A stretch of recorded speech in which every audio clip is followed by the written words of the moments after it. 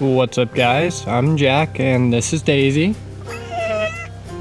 Getting better at that. And welcome to another video. So in today's challenge, we're going to be beating Elden Ring as a Pumpkinhead, one of these guys, and they're pretty fun. Now, unfortunately, the weapon that this one in particular is holding, like a giant pumpkin great hammer, is not available in the game at all, so we can't use that. But we can use the chain link flail that most other Pumpkinheads use. So the first thing I did, of course, was get the pumpkin helmet, because we want to be wearing that for the entire game. And just a heads up, it is the second heaviest helmet in the game, so we're basically going to be at medium roll. Actually, we're literally going to be at medium or heavy roll throughout the entire run. Now, our next chore is to go up here in Malenia to the foot of the 4 belfries to farm this Pumpkinhead in particular, because he has a pretty good chance of dropping the chain link flail, our main weapon for the run. And it's actually a pretty good weapon. So flails do a decent amount of base damage, they do high poise damage, and the chain link flail in particular does bleed damage. So this could be pretty fun. Now, unfortunately, this guy is a little bit tougher to kill than the previous Pumpkinhead, but with some lucky bleeds and the use of the Unsheath Ash of War, we're pretty good. And it actually only takes 3 tries for us to get the chain link flail from him, which is crazy. And we also got the pumpkin helmet from the other Pumpkinhead on our first try, which was also pretty crazy. And both of these items have less than a 5% drop rate, by the way. So we got super lucky there. Our next chore is, of course, to upgrade the chain link flail. So I grab as many smithing stone 1, 2, and 3s as I can possibly find, which is just enough to get it to around +9. And with that, we can actually kind of start the run. So, what are the rules? Well, first and foremost, flails only. And I'll elaborate on that a bit more after the rules section. Second, I always have to have the pumpkin head equipped. Third, no damage buffing incantations. Fourth, no summons except for the pumpkin head summon, as well as Alexander for the fire giant fight, which would be awesome. Fifth, I think, 30 vigor or less for all the bosses except for Malenia, because I don't feel like doing that. And finally, I have to get all remembrance bosses in the base game. Okay, flails only. What does that mean? Essentially, there are 3 flails in the game that are interesting. So the chain link flail, the one that we have now, we're going to be using for most of the game. We are also going to be using the serpent flail, which you get from Shadow of the Erd Tree, and the bastard star from Estelle. Now, there are a bunch of other flails in this game, but there's only one other unique flail. And the other unique flail is the family heads, which I basically used throughout 80% of my necromancy run, so I'm sure you guys don't want to see another video of just that. As far as the other flails go, again, they're mostly just the same as the chain link flail, so I don't see a point in using all of those. The chain link flail is just going to be our substitute for basically every other flail in the game, and I am using other flails, not just the chain link flail, just because I want to get some variety in this run. I don't want you guys to have to sit through me using one single weapon throughout this entire playthrough. That'd be super boring. Anyway, I ran around for a bit to get some more upgrade materials before eventually making my way up to Rolana, and I don't expect this to be a difficult fight. So since our flail is mildly upgraded, I don't expect this to be a very difficult fight.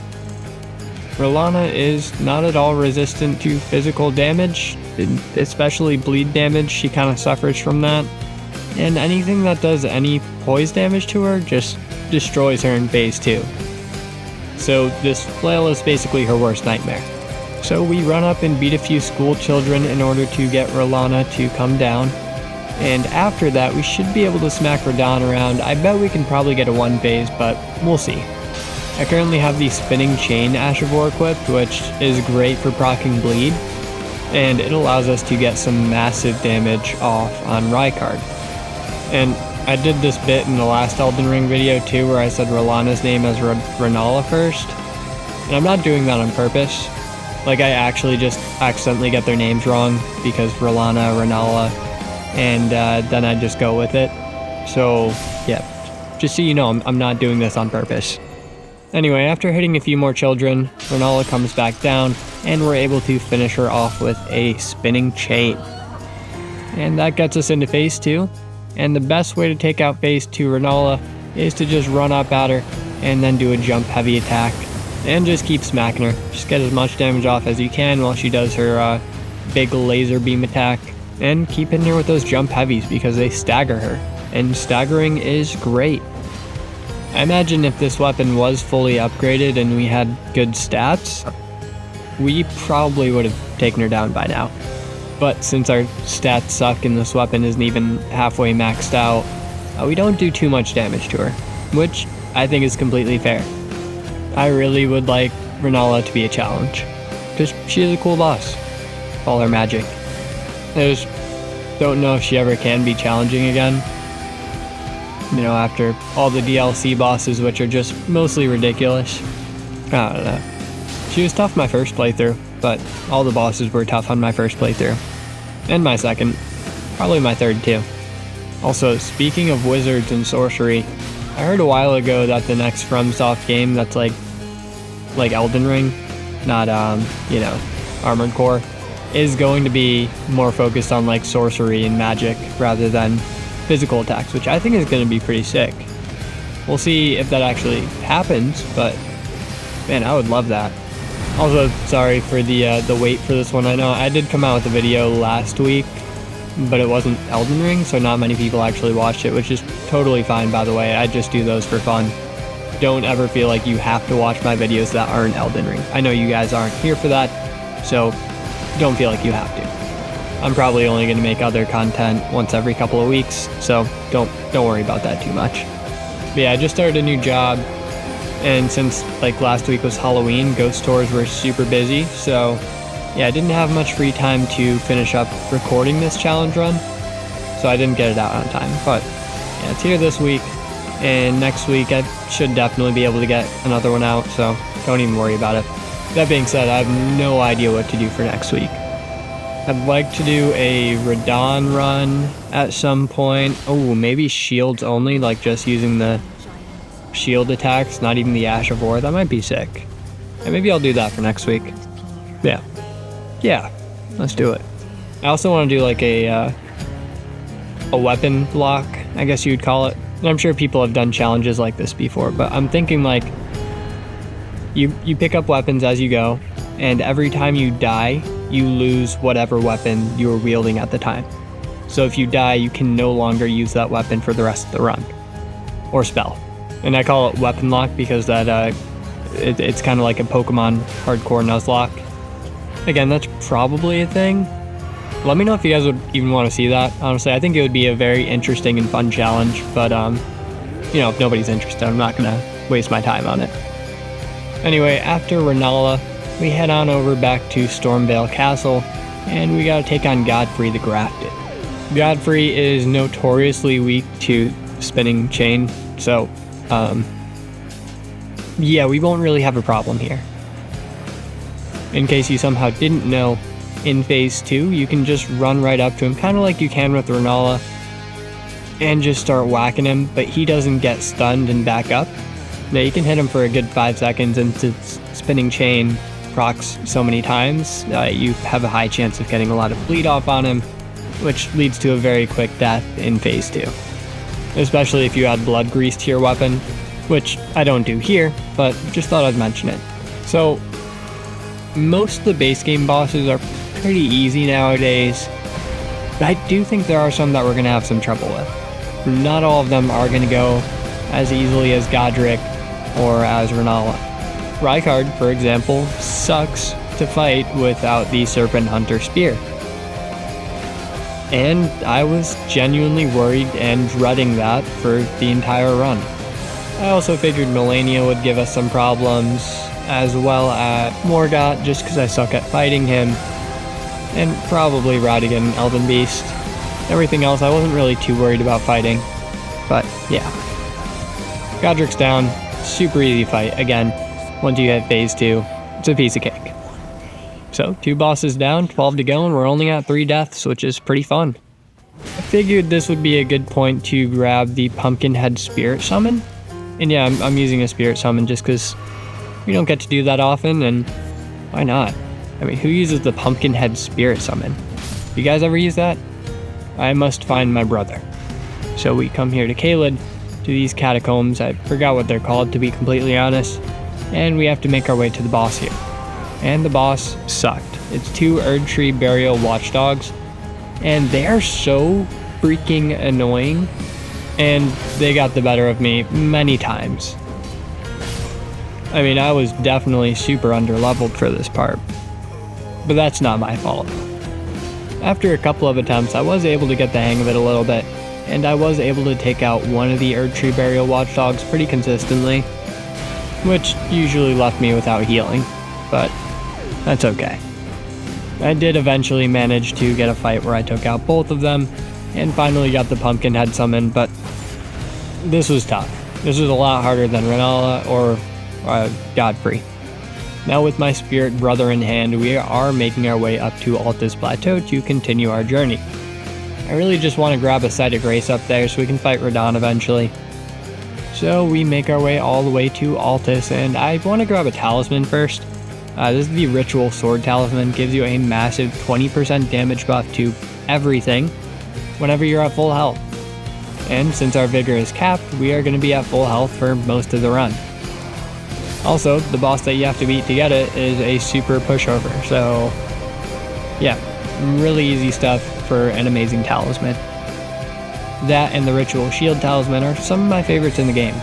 So after grabbing that, I died to the Draconic Tree Sentinel about 20 times before I did eventually manage to take him out with my spirit brother Mad Pumpkinhead. And he's a pretty decent summon. He does have some drawbacks though, and I'll show you that in the next fight. He of course has some pros as well though, so he does use the same flail as me, the Chain Link Flail, so that means he inflicts bleed damage. So if we're both attacking enemies at the same time, we can inflict a lot of bleed, which is nice. He also just has a lot of health. He's very tanky, so he survives a long time in most fights. So overall, I mean, a pretty good summon. Now, that being said, I did mention some cons. So one of those is just the FP cost. I actually had to level up my mind in order to even use him, because it's over 100 FP per summon. So a full FP bar with this much FP. So that's kind of annoying. The other problem though that does actually affect us during a fight is that sometimes he will just get really annoyed and start smashing his head upon the ground. And I mean, if an enemy is in front of him, he'll deal damage to them, which is good, but he doesn't necessarily aim for enemies when he does that. Yeah, right there in the back. And also, if we get hit by that, we get thrown back. So if he is just smashing a boss right in front of us and we happen to get hit by that, we'll just get thrown completely out of the way and onto the ground, basically taking us out of the fight for a second, which kind of sucks. I'm guessing this is a way to nerf his summon a little bit, because he's pretty good. Again, he's really tanky and he does bleed damage, so you know, if he didn't have a nerf, I think he might be... What am I saying? Black Knight Teach is literally in the game. Even if he didn't do the headbanging thing, nobody would use him over Black Knight Teach. I mean, come on. But with this help, the Morgoth fight did go pretty well. We managed to get a few bleeds off, which is nice, and we got him into phase 2 pretty quickly. Now it's all up to me though, and I dread this. I really need to practice more against a lot of the main game bosses. I don't know their movesets that well anymore. But I have a lot of healing, so at least I can take my way through it and probably win, hopefully. By the way, the only thing that's keeping me from being one-shot by this guy right now is the Ritual Shield Talisman, another one of my favorites. And this one basically just increases your damage negation by 30% whenever you're at full health. So every time you're at full health, the first hit you take will do 30% less damage. And that is so helpful for low vigor runs. Now this run in particular is getting a little bit dicey. We're down to 1 healing flask, and yeah, we're about to use it right now too. Morgoth's getting pretty low too, so I think we can pull out a dub. As long as I don't get caught off guard by his attacks, and we got this. We got this. We always do our best with our back against the wall. Just need 1 poise break. Come on, just 1 poise break. Well, our first attempt was unfortunately a failure, which leads us to our second attempt. and it went a lot better. My pumpkin had even survived. I got a poise break at the end, and this is what I'm talking about right here. He just got a bit too excited and smacked me away.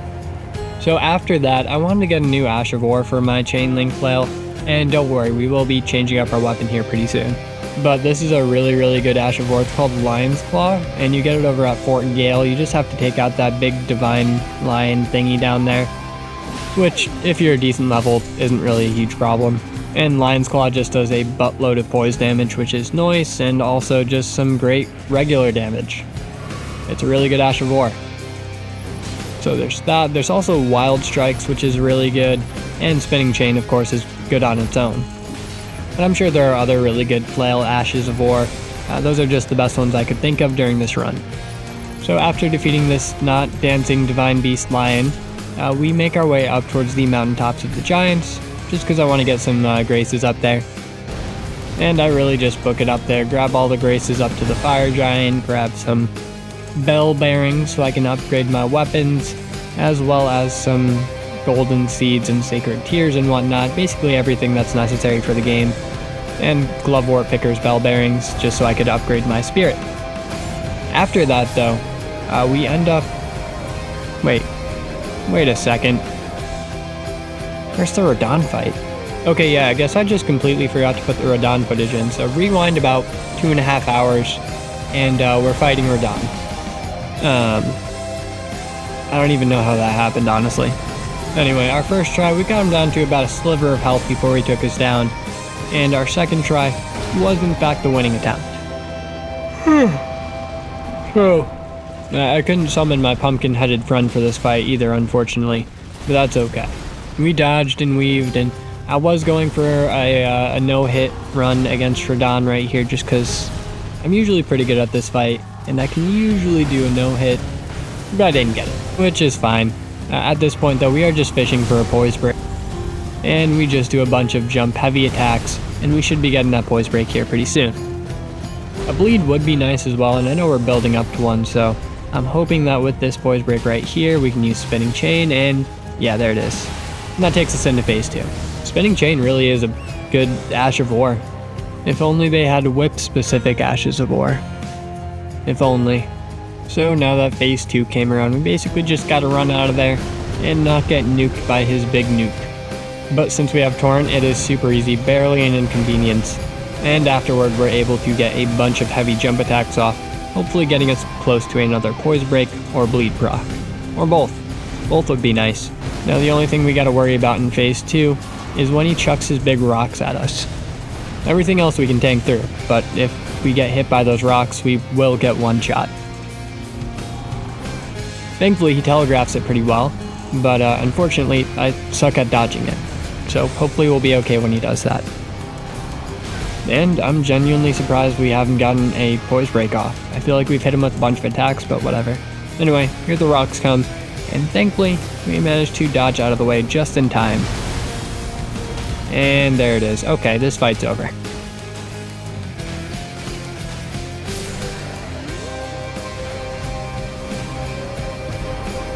Anywho, 3 hours later we did fight the Gargoyle twins, take them out, and we ran through the Lake of Scarlet Rot to get to Estelle. And if we manage to defeat Estelle, we will get access to the Bastard Stars, the next weapon that we can use. And it's a pretty decent flail, but not as good as you would think, and I'll explain that a bit later too, but you guys want to know something crazy? Estelle takes bleed damage. A giant bug-like eldritch being that's completely made out of rocks and cosmic energy takes bleed damage. Yeah, that tracks. And no joke, I did lose to Estelle a good amount of times. I mean, she does a lot of damage. If we're not at full health, if we don't have the buff from the Ritual Shield Talisman, we will get one shot. She also has a lot of random grab attacks and like teleporty stuff, so that's kind of annoying too. Estelle right here does have one pretty big weakness, and that's his big skeleton head. So if you hit him or her, they, them, and their big skeleton head, it does a lot of damage, and it does a lot of poise damage, so there's a great chance of getting a poise break like that. And pretty quickly into the fight. She's already down to about half health, which is pretty sick. Lion's Claw is coming in handy here for sure. Great Ash of War. Hi, Daisy. Say hi. Say hi.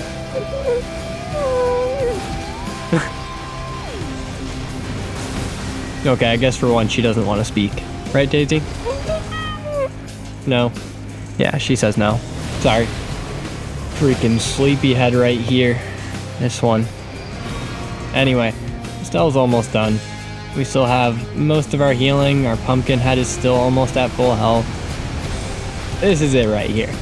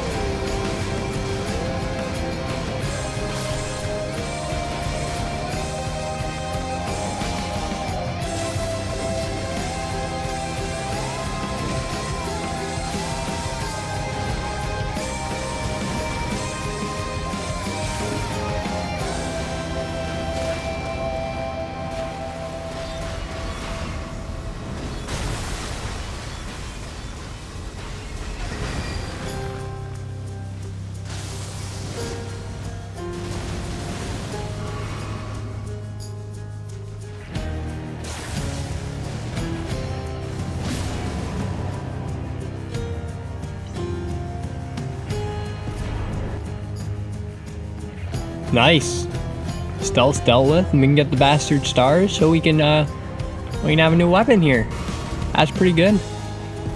Though since we have a new weapon that takes somber stones, we're gonna need to get all the somber stones, spell bearing things. So I grabbed those, meet up with Alexander near the Seathwater Terminus, and head back to Mountaintops of the Giants to fight the Fire Giant with my good buddy Alexander. Now, I think we all know that this fight is very, very possible without the help of Alexander, but he's awesome, and I love him, and he is my favorite NPC ever, so he's coming with me. The boys, Alexander, Pumpkinhead, and Mad Pumpkinhead. So our first attempt together did go pretty well, but I ran out of FP for the bastard stars, so I just swapped back over to the chainlink flail, and that ended up dying. Second attempt, much better. The bastard stars is not nearly fully upgraded, so it doesn't do great damage, and the Ash of War consumes a lot of FP and doesn't usually hit at least the Fire Giant multiple times, so the damage isn't great on that either, but it's fine. It'll get better over time, plus we could use a bit of a challenge. Now with a slew of my favorite heavy jump attacks, we do get the, I don't know if this is technically a poise break or what that is, but we break his leg a little bit and smack him up with our Ash of War a couple times.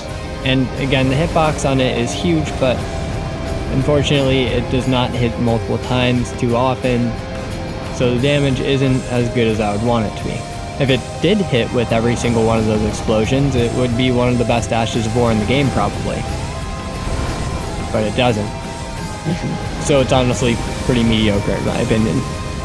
But, I mean, I had never really used it, so I'm excited to get some more experience with it and see if I end up liking this flail. I mean, so far it's alright. I mean, it's not doing horrible damage. Plus, with Alexander and my Mad Pumpkin brother over here, we are taking this guy out pretty quickly and easily.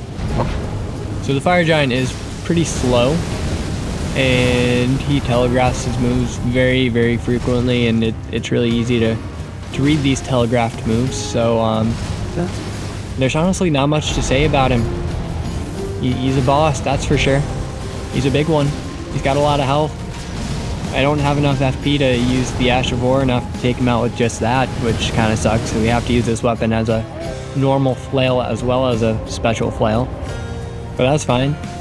And I'll tell you what, this would have been a hell of a lot easier just using the other flail, the chain link flail. Bleed damage is great against this boy, and, well, you know, Lion's Claw does a lot of poise damage and regular damage, so it probably would have shredded him. But I'm glad we got to use Bastard Stars for this one, and we'll get plenty more use out of it too with the upcoming bosses. Plus, we're not even like halfway done yet. Still got a long ways to go here. Oh man, I want a snack. You know what? I'm gonna make some ramen. But not like, you know, the store-bought ramen noodle packets, like actual ramen with like broth and fancy noodles and vegetables and a hard-boiled egg and stuff like that. Yeah, I'm gonna go do that after this fight.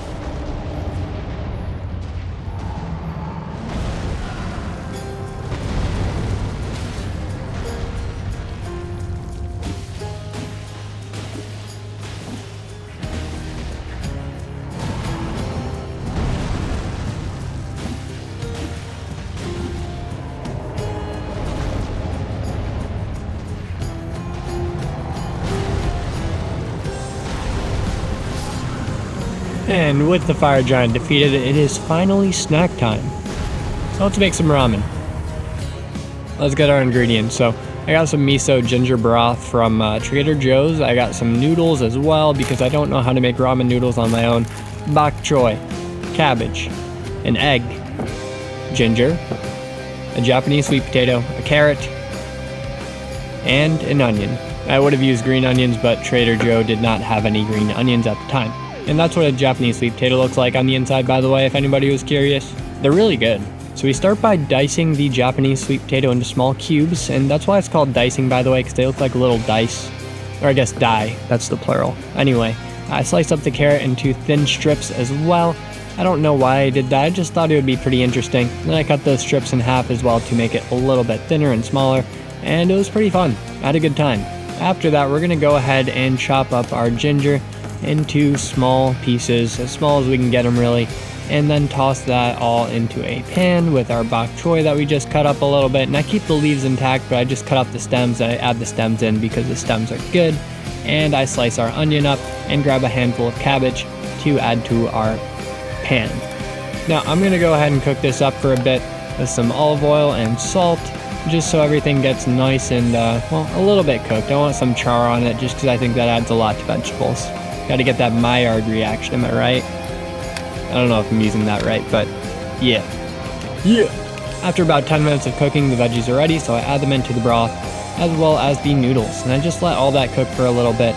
And I've also been hard boiling the egg in the background. You guys just didn't see it because I forgot to record that part. But if you've never hard boiled an egg, all you gotta do is boil the egg.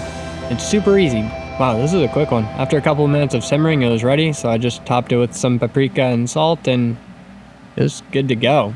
It's delicious, by the way. And if you want to make your own like miso vegetable broth, all you gotta do is add like a veggie broth or a beef stock or chicken stock, whatever you want, and then just add some soy sauce to it really. Either soy sauce or like teriyaki sauce, and also a little bit of brown sugar. It really adds a lot to it. I'd highly recommend trying it. Anyway, onto the Godskin duos, and with a bunch of sleep pots, this was a really easy fight. Just kidding, I actually died like 30 times to them and ran out of sleep pots and flowers, so it actually took forever. But we're gonna pretend like I got it on my second try, and yeah. So after I fought the Godskins, I went down to fight Moog, and then my power went out. So I lost all the footage in between the Godskin duo and Moog. So I won't have a Moog fight in this run, but I did beat him, and you can tell that because I'm in the Shadow Realm right now. Yeah, I want to get the next flail, the Serpent Flail. If you're curious about Moog, I put on the Wild Strikes Ash of War, and it was super duper easy. I got a poise break off on him every 3 or 4 heavy jump attacks, swapped to the Wild Strikes Ash of War, bled him, and destroyed him. Anyway, at the Fog Rift Fort over here, we go all the way down to the bottom. That's where we find the Serpent Flail in the Realm of Shadows. And now it's on to the Beast Clergyman, Malekith. You guys also unfortunately have to miss all of the footage of me trying to get to Malekith and dying a bunch. Sorry. Now, yeah, I could have used the Serpent Flail for Malekith right here, but I wasn't ready for that. That's because I knew I would be using the Serpent Flail for the next couple of bosses, and I wanted to get a little bit more use out of the Bastard Star first, so we're gonna use this for this fight. And the damage isn't great. Even though it's at +9, it's not ideal. That being said, Malekith's hitbox is slightly better for this Ash of War than the Fire Giant's was, so we are able to hit him twice with it, which is pretty good. This fight also took me quite a few tries, just because during Phase 2 he has the Destined Death effect with all of his Sword Slash attacks, which is a damage over time move, which means I often lost my Ritual Sword and Shield Talisman buffs. And without those, I was missing out on 20% extra damage and 30% damage reduction. So yeah, Phase 2 was a bit more difficult, but as long as I could dodge his attacks, I was usually okay. The Destined Death effect also does a percentage-based damage over time rather than a set amount, so that actually shreds my pumpkin head over here, and he very, very often died almost instantly at the start of the second phase. Attacks that do a percentage of an enemy's health are pretty crazy, not gonna lie. Yep, Malekith took down my pumpkin head brother, and unfortunately that just left me with only a few healing flasks left. And by a few, I mean like most of them, so as long as we don't get one shot, we're fine. That's the craziest thing about a new game is, well, even with low vigor, you can usually tank at least one shot from a boss. And if you collect all the healing items, that means you can usually tank through almost any fight. It still is a tough game, like don't get me wrong, but there is an easy mode, and it's just dependent on the build that you make.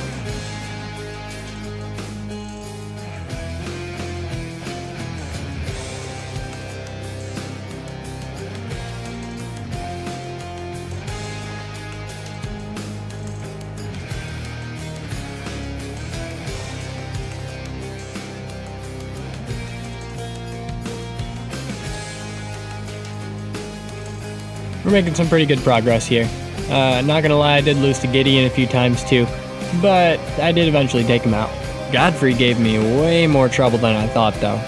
This dude, I don't know. I just couldn't do it. I just couldn't do it. It was one of my favorite fights. I think it is incredibly fair and balanced and fun, and I just couldn't do it.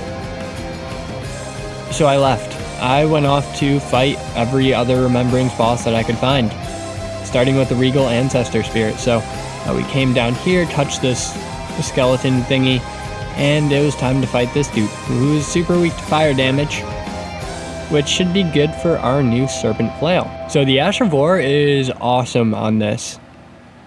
Essentially, it sets the whole thing on fire, and whenever you do any sort of ground slam attack with it, it blows up. But until it blows up, you do extra fire damage, which is fun. It's Mesmer Flame too, not regular fire. I don't know what the difference is, other than it looks a little bit darker, but yeah.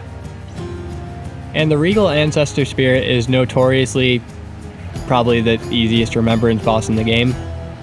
At least, like, by the time you're supposed to fight him, you're already, like, super over-leveled for him. I think if you were to fight him before Godric or anything like that, if he was your first boss that you fought, he'd probably be pretty difficult. But usually by the time you get to him, you'd already defeated Radahn and you were pretty over-leveled, and it wouldn't give you much trouble, as you can see by the insane amount of damage that I do with each hit.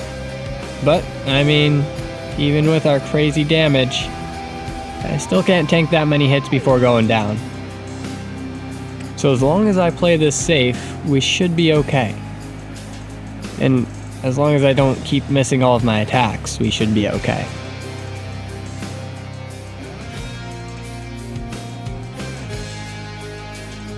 Okay, so we weren't okay and I sucked and died. But the second attempt does go much better, as it usually does. And hitting just a few more attacks allows us to take this dude out. Kind of embarrassing I lost, but it's fine. Placiduous Axe is next, and I decide to go back to my chain link flail for this one. I did try the Bastard Stars, but I didn't like it. Placiduous Axe does have a buttload of health, and his attacks do a lot of damage and can actually one-shot me. Like that. Even with the 30% damage reduction increase from the Ritual Shield Talisman, and one that boosts my fire damage negation. Still get one shot. So yeah, I did lose to him a handful of times. No surprise there. Plus, I don't usually do full remembrance runs on the base game, so a little bit rusty with these guys. It's been what, like 2 months since I fought him? Maybe even more, honestly. But I mean, we are blowing through these bosses pretty quickly. With the help of our Mad Pumpkinhead summon, it's not too bad. Now that he's at +9, which is nearly fully upgraded, he can tank a lot of damage. His damage output isn't nearly as good as something like Black Knight teaches, but he still helps me get the bleed off and occasionally a good poise break, so no complaints here. It's a pretty good summon. Most of Placiduous Axe's attacks are pretty easy to dodge, and most of them don't do nearly enough damage to take us out, but there are some attacks in his, I guess you'd call it his third phase, that are a bit dangerous. And the longer this fight goes on, the more chance of me getting hit and losing healing flasks. So the goal is to do as much damage as quickly as possible in order to get him in that third phase where we're going to need the healing flasks the most. And to do that, we use Wild Strikes to attempt to get bleeds off. It also only takes about 4 or 5 heavy jump attacks to get a poise break on him, so if we can manage to do that, that'll give us a nice opening to get a bunch of Wild Strikes off to, again, hopefully proc a bleed. So I should be phase 2 right there. He's going to teleport on out of here and try to flank us, but as long as we keep an eye on him, we should be okay.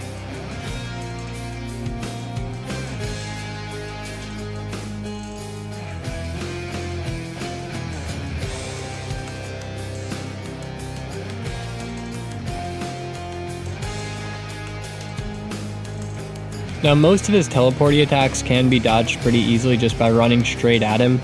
That's usually the move for this guy, just try to be as close as possible. You know what they say, stick to the crotch. And we did lose most of our healing flasks, unfortunately, but we did manage to get him into phase 3. Actually, phase 3 should be after this, hang on. You can tell it's phase 3 because a bunch of random lightning strikes will appear when he teleports away.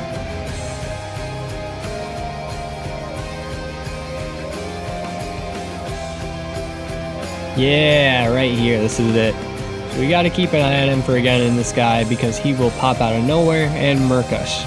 So he does that, and we get as close to him as physically possible in order to dodge his big laser beam attack, because this thing is dangerous if you're far away. Yeah, that's my biggest tip for this fight. If you're ever having trouble during phase 3, as soon as it happens, as soon as he teleports back and tries to slash at you, just run straight towards him and try to get behind him.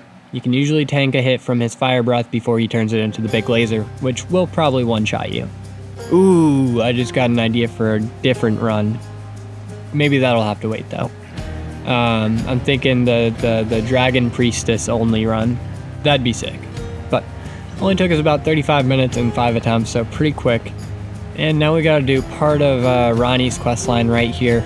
So we make our way up to her by defeating Loretta, talk to her a bunch, talk to her friends, go down to Nokran, grab the Finger Slayer blade, talk to Ronnie again, and then we get access to the Carrion Inverted Statue, which we take to the Carrion Study Hall, go through there, fight a Godskin Noble, run to the top of the Divine Tower of Liurnia, and then finally grab the Curse Mark of Death, which we can bring down here to Fia after we defeat her clergymen, her champions.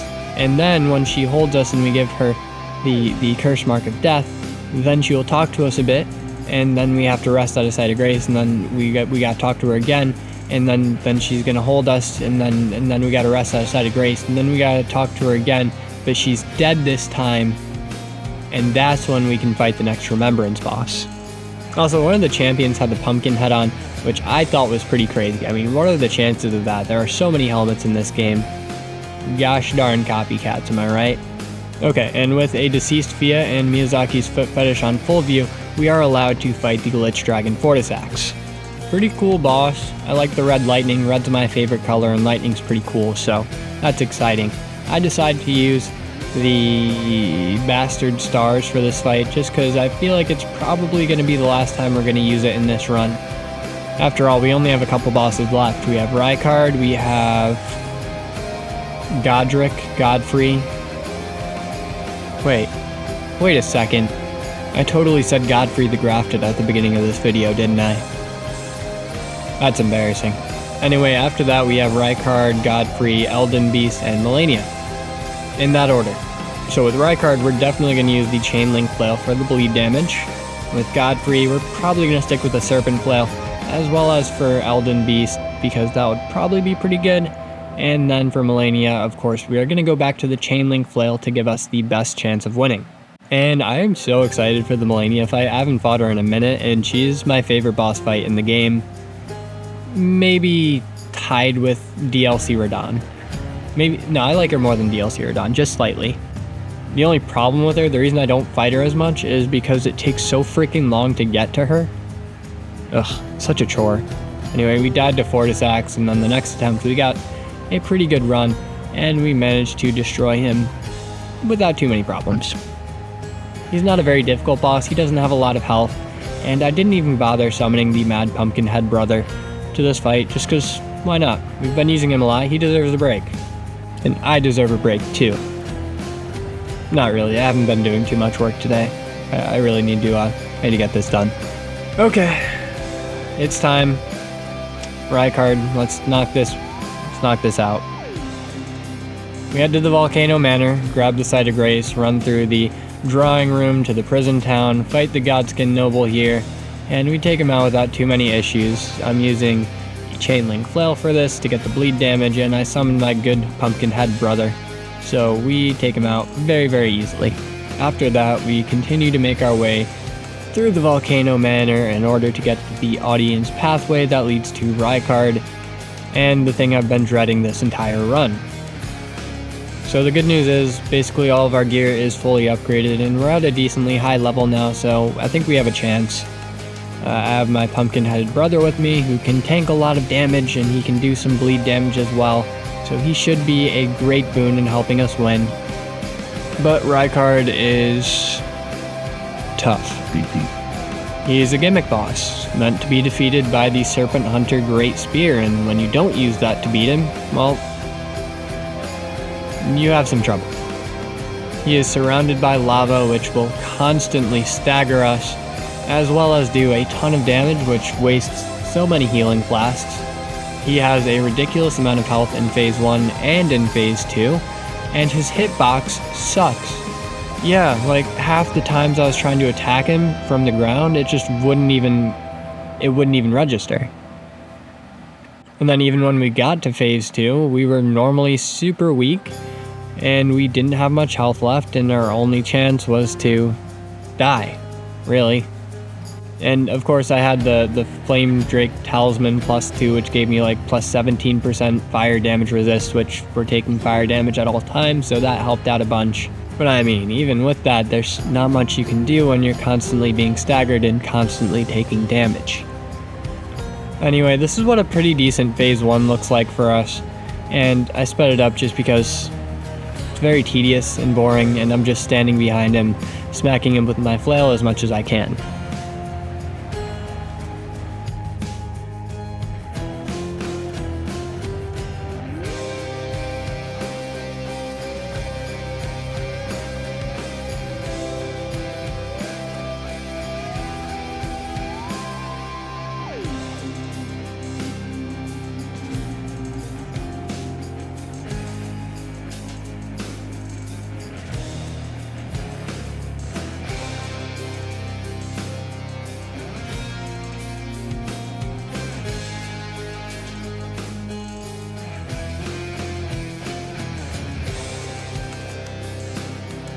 Okay, phase 1's taken care of here. Phase 2 is a little bit more difficult because we have to dodge his sword, and also he has some big AoE attacks and he does a big spinny thing. It's really annoying. But in this attempt in particular, we did have some healing flasks left, and our pumpkin head was still around half health. So this is generally what a good run looked like, and there were a lot of these. The bleed procs were the best thing that could happen for us. As long as we got those, we'd be able to take it down pretty quickly, though not entirely. Phase 2 generally was a bit better because I could just attack his tail from the back and not have to worry about the lava damage. So that's generally what I did. That was the best strat that I could find for this fight. So for the winning run, what I ended up doing is I summoned the pumpkin head about halfway through the first phase, just to try to save as much health for him as I possibly could. And then by the time I got to the second phase, he was still doing pretty alright, and I would let him take Rykard's aggro so I could go behind and smack that tail. Phrasing? Anyway, after that, we did finally get a winning round where he got him down to basically no health, and we still had a couple of healing flasks left. Again, using that tail to do damage was nice, and our pumpkin head was still alive, so we just got one more bleed off and finally finished the fight. And yeah, I was right to be worried about this. Now, it didn't take too long, only about an hour, but still, good God. Now, even though I had just dealt with the most difficult boss in this run, probably, hopefully, Horaloo still gave me some problems. So yeah, I lost to him a bunch. I just really wasn't playing too well, so I have no idea what was going on. So I ended up grabbing the Blasphemous Blade from the Rykard's Remembrance, and I used that to farm a bunch of levels over here at the classic rune farming spot, and that helped us get a bunch of extra damage off for our Serpent's Flail. I also went to Renala and respect my skill points, just because I knew I wasn't going to use Bastard Star anymore, so I wouldn't need the 22 in Intellect anymore. So I took those off and put those in Dexterity to get even more damage from our Flail. After that, I had a plan. I wanted to get my personal favorite talisman in the game, the Erdtree's Favor +2, which gives you a health boost, a stamina boost, and an equip load boost without any drawbacks. It's awesome. So if you guys wanted to get this on your own, because it's a great talisman, just follow the path that I'm going on. And you have to do this after you defeat Malekith, by the way. You start at the Forbidden Land site of Grace, go back up the elevator. You don't have to fight these guys over here. I just did it for funsies. But you run all the way across this bridge, all the way down the next elevator, and that's where you're gonna find the talisman, kind of. So essentially, when we burned down the Erdtree, this entire area got covered in ash, which flooded this pond that used to be a pond in ash. So we're now able to go over it, climb up this little tree trunk right here, and that's where we find it. So if you guys didn't know about that, there you go. It is an awesome talisman, my personal favorite, and I'm basically always wearing it. So with that talisman and Godric's Great Rune that we have on and equipped right now, we have a massive health boost. So yeah, we are still at 30 vigor, but with Godric's Great Rune, that brings us up to 35, kind of. And then the Erdtree Favors talisman brings us up even more, a percentage base. I don't know the exact percentage, but look at that. We have a respectable amount of health for once. And here's the winning run. I think, at least. I lost a lot. This could possibly not be. But yeah, with our Ash of War, all we gotta do is get some jump attacks off on him, and we usually get a pretty quick poise break. So that is pretty nice. And with the Ash of War jump attack, it just does a pretty respectable amount of damage to him too. I really like this flail. I think it's so fun. That's such a cool playstyle. I forgot who it was, but somebody in one of my previous videos, the Necromancy video, pointed out that I would probably enjoy using the flail, and they were right. If you're watching this, you know who you are. Thank you. This is also a good time to say that if you guys want to subscribe, that would be pretty sick. Now, you don't have to. You really don't. But go ahead and check that sub button, because even if you think that you're subscribed, you might not actually be.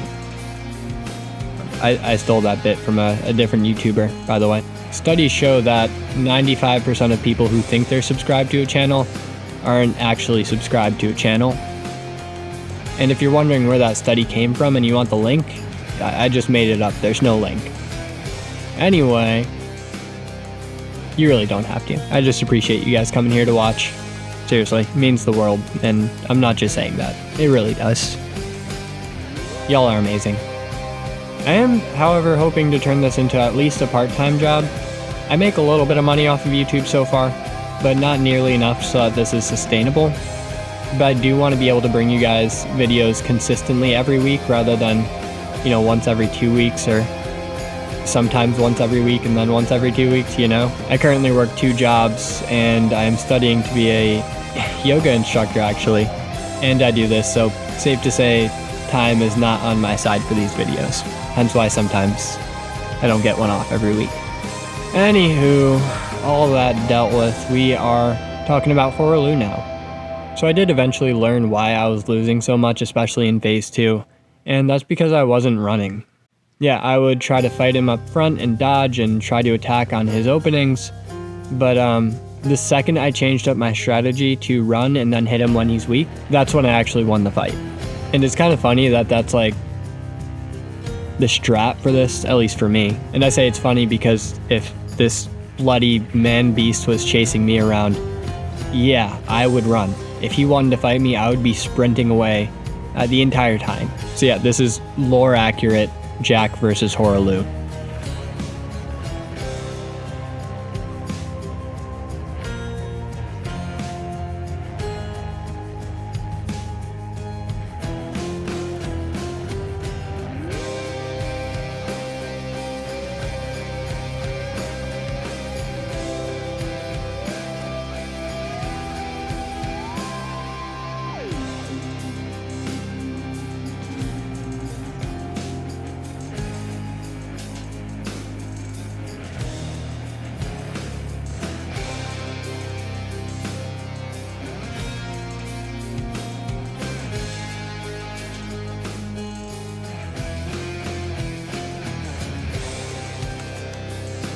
So that gets us a few extra levels. Plus, I also wanted to change up my wondrous physic here.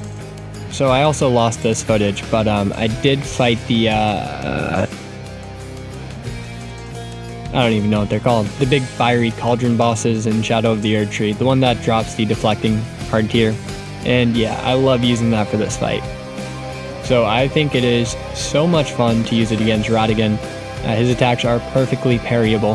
And I also made sure to equip Lord's Divine Fortification and a Sacred Seal, just because that is super helpful for the Elden Beast, and for Ratigan. This right here is our first attempt at the fight, and it went pretty well. So Ratigan is weak to fire damage, which is awesome, and the Serpent's Flail does crazy damage. This is so good. Oh, I love it. And the FP consumption per Ash of War use is really low. Now, as you guys can see here, I'm definitely not playing my best, but it's fine. We have a lot of health right now, we have a lot of damage, and we should be able to do pretty well. Oh my god, I forgot to mention, in the footage that I lost when my power went out, I fought Alexander too and I grabbed his talisman, but like at the end of the quest, when he challenges us to a duel. I would never fight an Alexander who's not ready to fight, you know? He's too good for that. He bequeathed us the Shard of Alexander, which I honestly don't know if it buffs this Ash of War, considering the Ash of War itself isn't doing damage. Rather, it's the heavy attack after the weapon is buffed that does damage, so I don't think it actually buffs it, but that's fine. It'll be helpful for Malenia. Plus, we honestly don't really even need any extra damage for Ratigan right here. I mean, look at this guy. Frickin' wimp.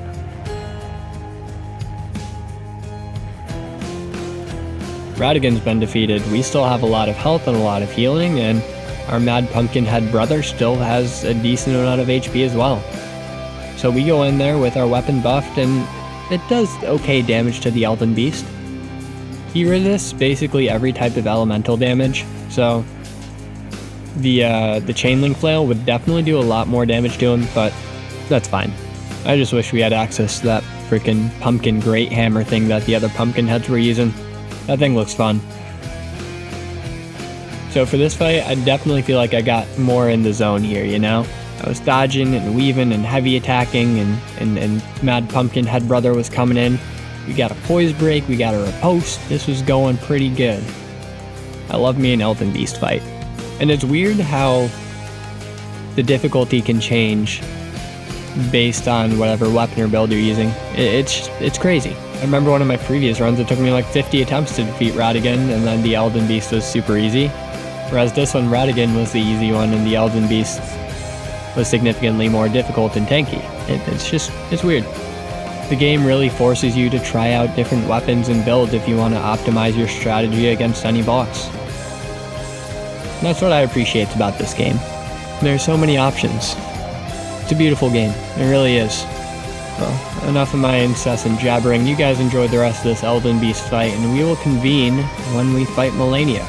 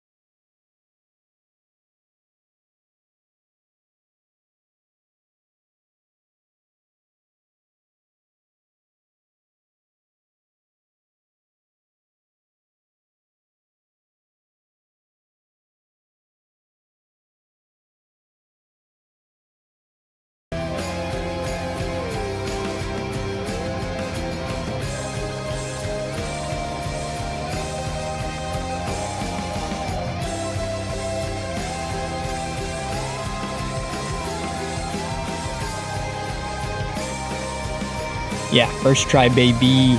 Easy stuff.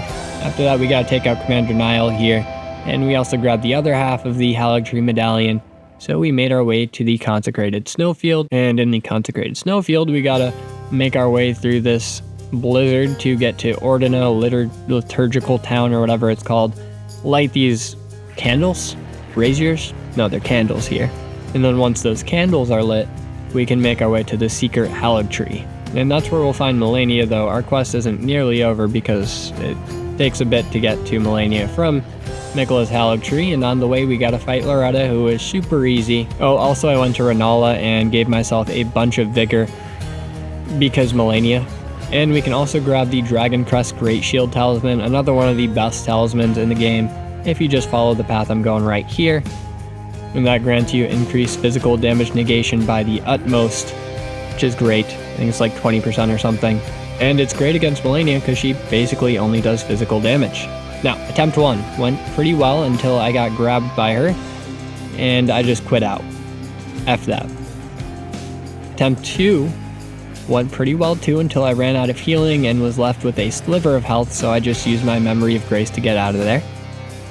Attempt 3 was going pretty well, and I ended up using a fire grease just because I thought she was weak to fire. I think she is. Maybe that's in phase 2. And it went pretty well until she caught me off guard with a waterfowl dance and I suffered my first death against her. And finally that takes us to attempt 4. And this was one crazy fight. Now, Lion's Claw is super good against Malenia because it slams her face down into the ground. You know what else is good against Malenia? Bleed damage. Oh, and weapons that do high poise damage, and the deflecting hard tier. And having a summon who does bleed damage and high poise damage and has a lot of health. So basically just saying that this build is Malenia's worst nightmare. That being said, I didn't want to use my summon for this fight. I wanted to beat her on my own. And I also realized that basically after every poise break, I can get one free Lion's Claw before I'm forced to run away and try to dodge her waterfowl dance. She does that almost every time. So yeah, attempt 4 didn't go my way. But attempt 5, well, I started off by applying fire grease to my weapon in hopes of getting some extra damage, drank my wondrous physic, and got to work. Start off with a Lion's Claw, smack her into the ground, use another, and then basically just try to get another one. If I can hit her with one more, yep, poise break. And we are about due for a bleed here soon, so I think with either one more Lion's Claw or the attack after that, we should be able to get a bleed. But I'm not risking another hit. I'd rather dodge her waterfowl dance, so we run away. Nice. That gives us a chance to heal up and prepare for the next slew of attacks from Malenia. Lion's Claw smacks her into the ground, and then another one does the same, and then another one poise breaks her. God, this Ash of War is so good for her. And luckily, we're left with just enough FP to get one more Lion's Claw off. But we don't. I choose to be safe and back away and heal, because that's how you do it. I block the next slew of attacks with my deflecting hard tier, and while it does let her restore a bit of health, it is worth it. It allows you to get some guard counters off which do an immense amount of poise damage to her. Like that. And it allows us to get a bleed off, we use that Lion's Claw, and she's one hit. Okay, phase 2. So we're pretty weak right now and we have no FP, so we take a chance to heal real quick and thankfully dodge the Scarlet Aeonia that came at us. We get a chance to use our FP flask, getting back up to full, and I reapply my fire grease to the weapon. Now, I'm going to let a little bit of this play out before I hop back in for more commentary, but this phase 2 went pretty well.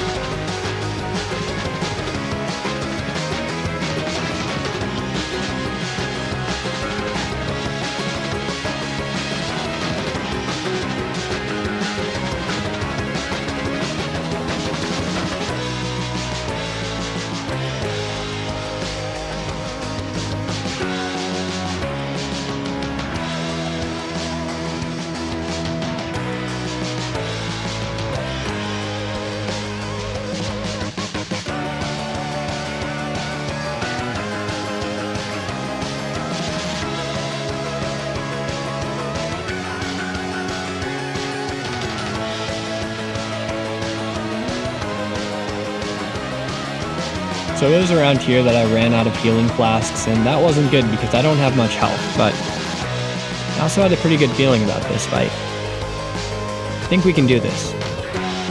Now, while I was in the Shadow Realm, I did grab one Flask of Marika, whatever it's called, Blessing of Marika, and that acts as an emergency flask for us to get back to full health. She uses a Scarlet Aeonia, and I take this chance to summon my brother in for some help. I know I can win at this point, and I want him to be there for it. He put so much work in, and he deserves to see the victory with us. We get a guard counter off, try to go for a Lion's Claw but miss, and use the Hyper Armor from our Lion's Claw to poise through her attacks, tank through it, get the poise break, get her opposed, take her down to a sliver of health, and we finish this fight together. As brothers. Pumpkinhead and slightly bigger Pumpkinhead. We did it. The boys. Family. This was a fun build. I enjoyed trying out all the flails. I thought they were really cool. I would definitely recommend using them. They're not nearly as bad as I thought they were going to be. This was fun. Guys, if you enjoyed watching, don't be afraid to hit that sub button. That being said, you don't need to. Your viewership, as always, is quite enough for me. Thanks for watching, and thank you to my now 2 channel members, Micah and Mary. You guys are amazing. I love you both. And if you guys want to join and be a member, I'll put that down in the description. But without further ado, you guys have a good one. Daisy says bye, and peace.